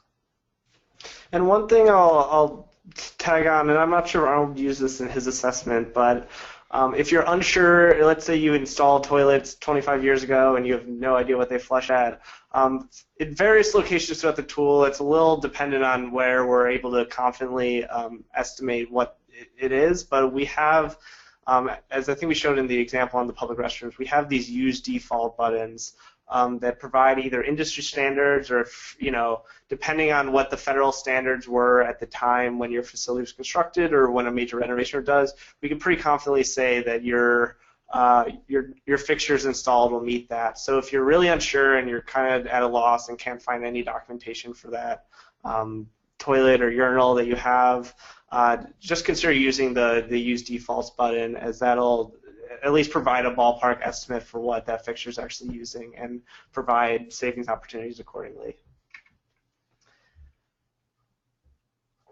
And then there was one last question for you, Arnold. Approximately how many total labor hours did this assessment take you? For me, it took me about, because since I have other responsibilities during the day, it took me about 6 days in total. I spent about 2.5, 3 hours a day just to make sure I get the right information in. And that's, that's a good point to kind of discuss a little bit. Especially on the surface, conducting assessment can definitely be a very large undertaking, but the more time and more effort you put into it, the better results you're going to get. We'd love for it to take a half hour and that you can save half of your water in that time frame.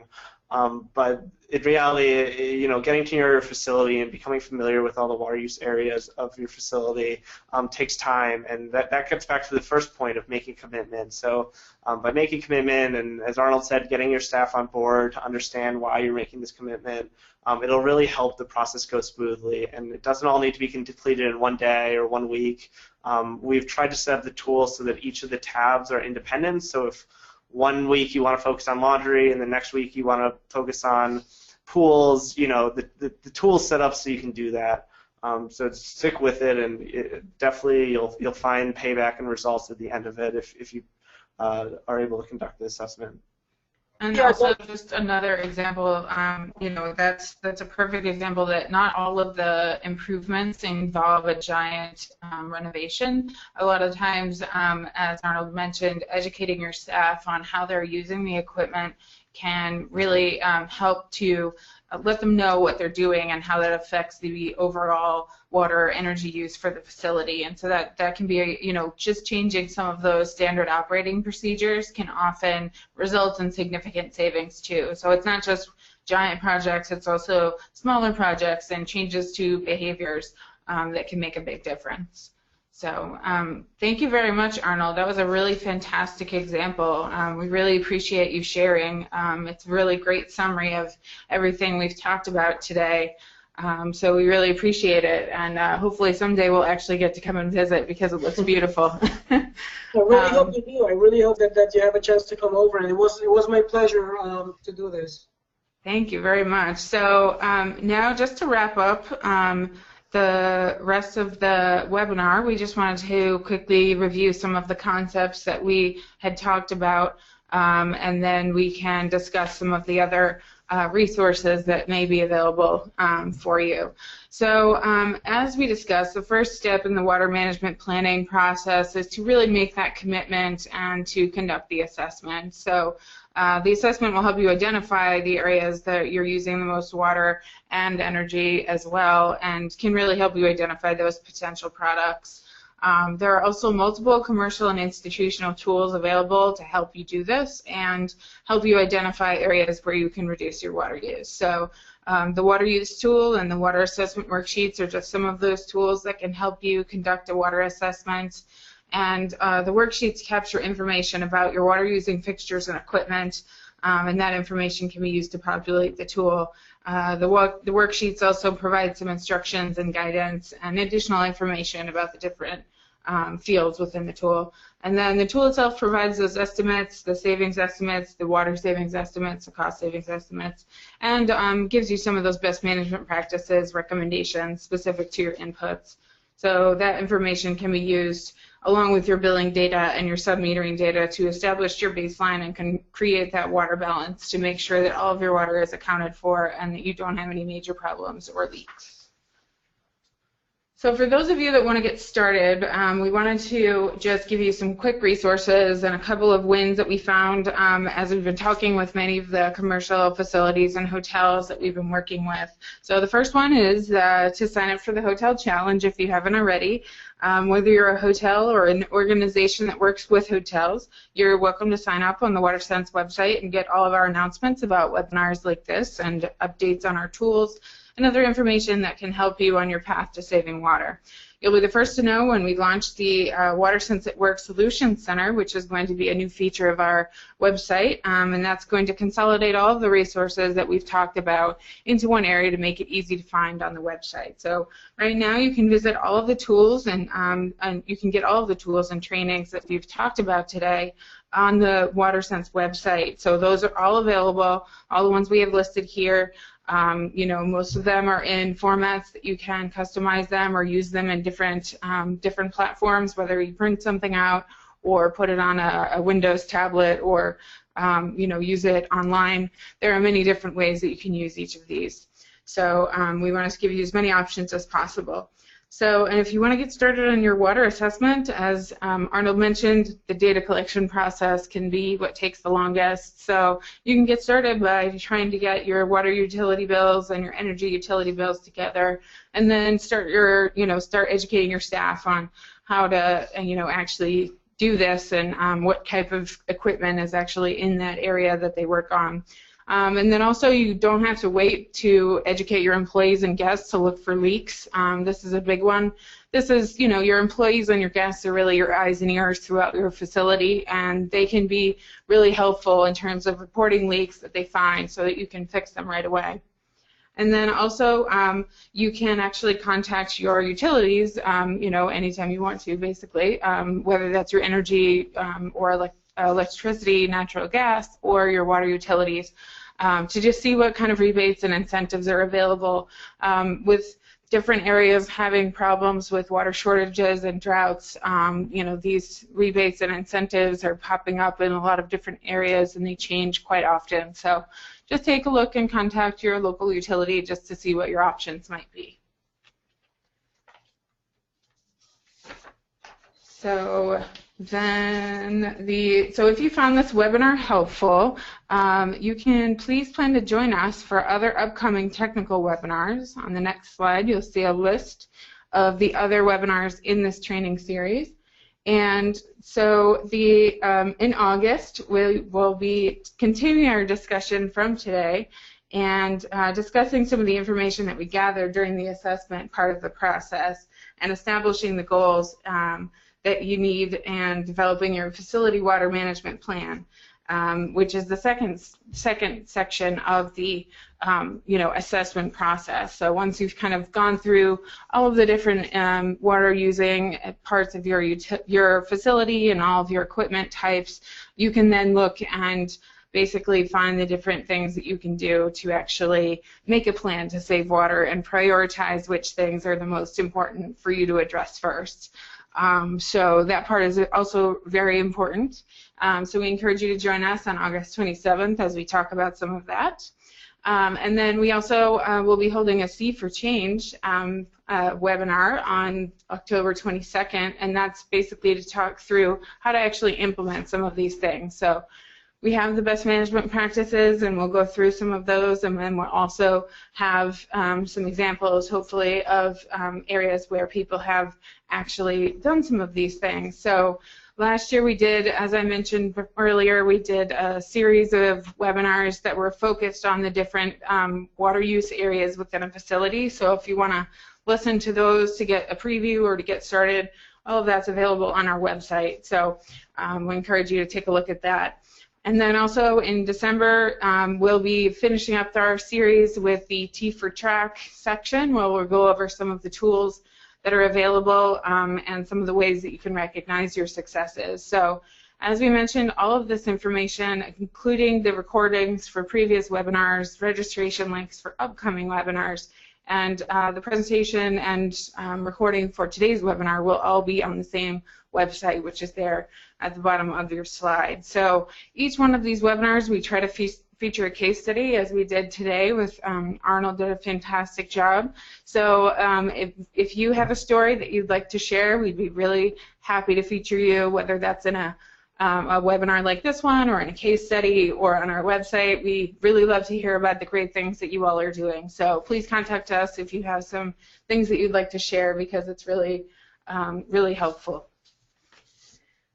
So as I mentioned before, we do have other resources that we have, we've worked with some of our partners to create, and that we have, some of our partners have been doing a lot of this work for quite a while, and they have some fantastic resources themselves. So the first one that we just want to highlight is that our sister program, Energy Star, has a huge amount of resources for commercial buildings and energy use. So we've been partnering with them more and more. And so they have all of their information in their guidebook for energy management and their building upgrade manual on their website, along with Portfolio Manager. So you can find all of that there. So several of our partners have also developed tools and resources, that mirror a lot of the information that we have, which has been really helpful. So several of you have asked if there's a tool that's useful for all types of commercial buildings, and fortunately, some of our partners in the city of Boulder, Colorado, have developed a tool and user guide that's based on our best management practices. So that's online on their website, and it's free to use. So we encourage you to use that or take a look at that if you're working with other building types, because it can be really useful, and it does mirror all of the same things that we've been talking about today. And then also, I just want to give a special recognition out to our South Florida Water Management District. They've had guidelines for water audits, or how to do a water audit and conduct one yourself for many years, and they've just recently updated their information. So they have a lot of great guides and tools and references that are available to help you as you go through and do a water audit at your facility. So there's a lot of great resources there. And then finally, another one that we found to be helpful is through the Environmental Defense Fund, AT&T, and GEMI, which is the Global Environmental Management Institute, and they've developed a suite of tools that have some calculators and scorecards that are useful, and they also have a tool that's specific to cooling towers. So if you're having issues with your cooling tower, they have some tools that are really specific to that. So those are some good examples of things that our partners are doing, and some really great ways that you can use some of this information to help all types of facilities. So the last slide will be, I'm just going to open up one more poll to see if anybody's interested in sharing a case study, because we do love case studies. We love to hear examples. So if you have one, just let us know. And then also, if you have any questions about any of these other things that we've been talking about, or anything else that you've thought of as we're about to wrap up here today, you can type that into the chat box now as well.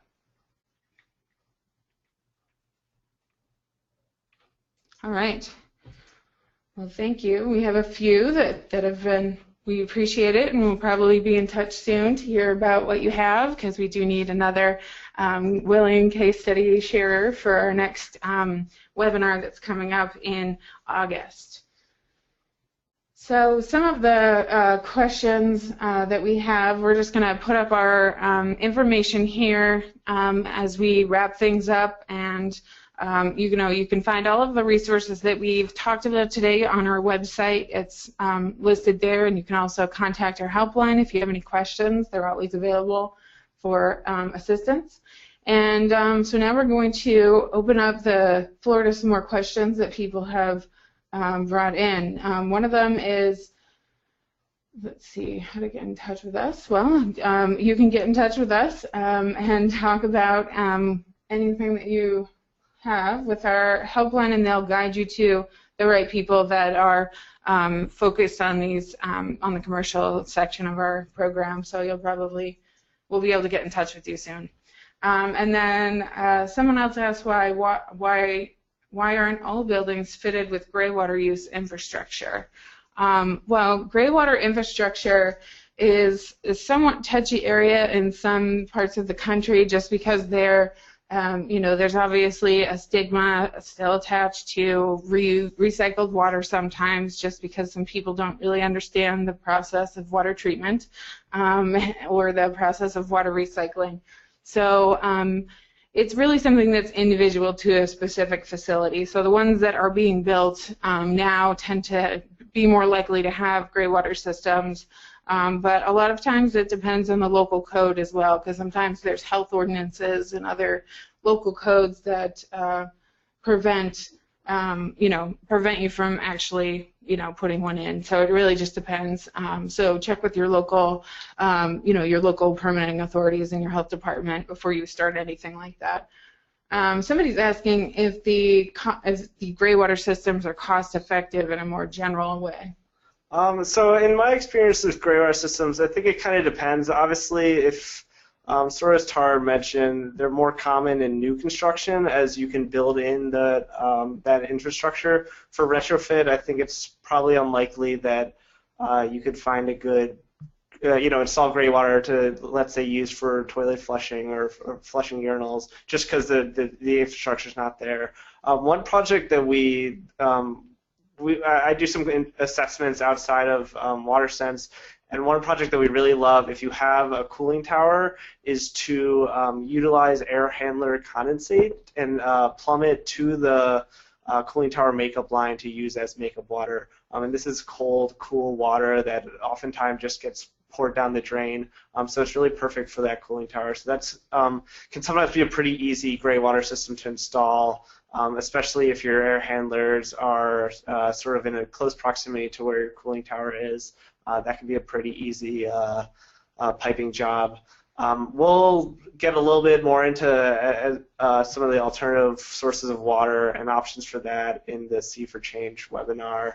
But generally, I think it's really building by building whether that's going to be cost effective. And there's definitely some contractors out there on a local basis and probably national level that can help you assess whether gray water's possible for your facility. So someone was asking that their industry contacts have told them that gray water systems are off the table for the entire state of Colorado, and how we can get the message out about some of these misconceptions. I believe that some of the ordinances in Colorado may be changing. I do know that they have recently, because of the water allocation systems that they've set up for water rights in the western states, sometimes there are complications in some of these processes. So for a while, rainwater catchment was illegal in Colorado because it would you would be taking water that would normally be flowing into the Colorado River, and therefore someone downstream couldn't use it. So that's just something that we've been trying to do here at WaterSense, is to continue to talk about ways that you can, kind of counteract these, these bad messaging with good messaging. So we try to find ways to talk about these products and some of these things as much as we can, so that people can be educated on their choices and some of the positive things that can come out of some of the recycling and gray water systems that are possible.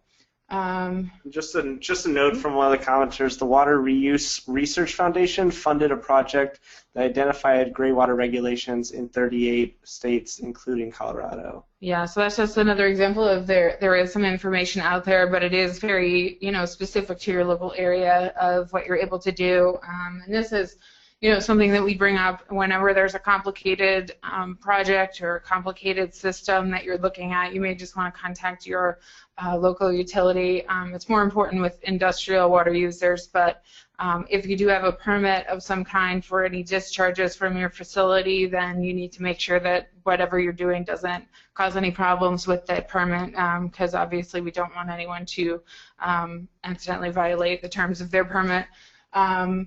So we will send out that resource information along with the information about the webinar recording when it's available.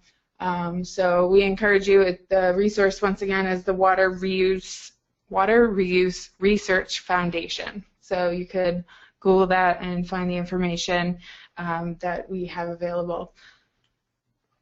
So I think if you have other questions afterwards, you can contact us and let us know. But we really appreciate all of the time that you've taken to talk to us today and listen to the information that we have about how to save water in hotels and other commercial facilities.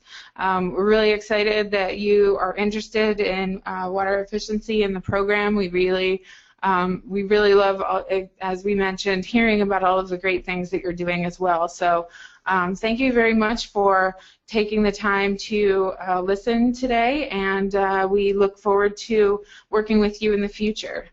So thank you very much and have a great afternoon.